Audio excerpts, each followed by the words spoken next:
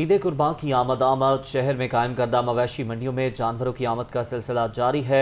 Lumpy skin से बचाव के लिए महकमा लाइफ स्टॉक की जानिब से कैंप लगा दिए गए। इस हवाले से मजीद तफसीलात बताएंगे हमारे नुमाइंदे शब्बीर हैदर, जो इस वक्त सगिया मवेशी मंडी में मौजूद हैं। जी शब्बीर, आगाह कीजिएगा।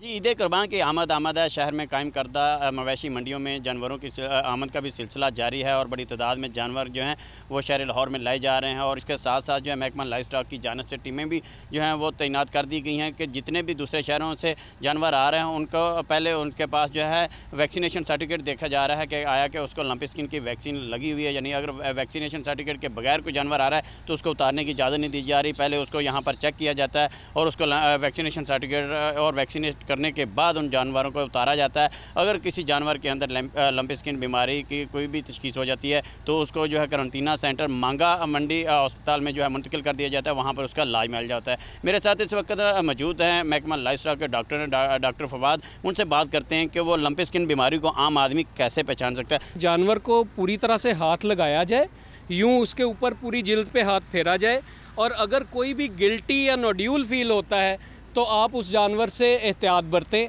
वो उसका शिकार हो सकता है।